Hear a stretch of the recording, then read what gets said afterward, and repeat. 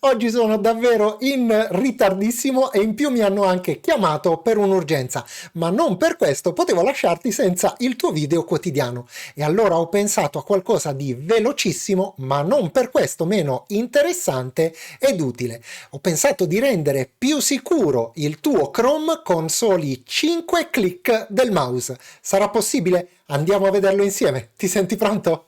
Iniziamo! Naturalmente, come già avrai capito, la prima cosa da fare sarà quella di andare ad aprire il nostro Google Chrome. Facciamolo subito. Ecco fatto. In alto a destra dovremo portarci su questi tre puntini verticali. Facciamoci clic su e scegliamo la voce Impostazioni. Questa qui, la terzultima. Apriamo Impostazioni e sulla barra a sinistra scegliamo la voce Privacy e Sicurezza. Facciamoci clic su e scendiamo nella pagina che si apre fino alla penultima voce, quella che si chiama Sicurezza.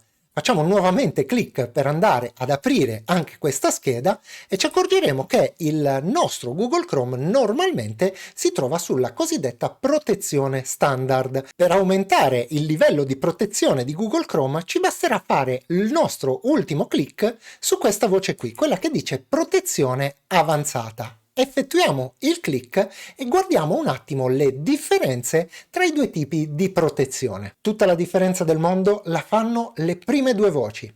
Infatti, mentre con la protezione standard Google Chrome è in grado di proteggerci nel momento in cui si dovesse verificare un evento pericoloso, con la protezione avanzata abbiamo la possibilità di prevedere gli eventi pericolosi e di essere avvisati a monte, cioè prima che questi ultimi si verifichino.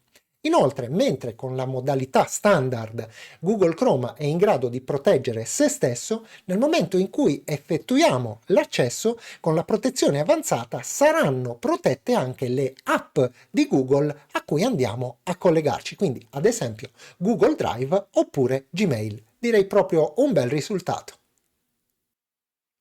Bene, direi che in circa 2 minuti e mezzo e soli 5 clic, anche oggi, nonostante le avversità, siamo riusciti a migliorare qualcosa sul nostro computer. Ma sai bene che un video non può considerarsi completo se prima non ti ho ringraziato per avermi fatto compagnia e prima di scappare salutato e dato appuntamento alla prossima.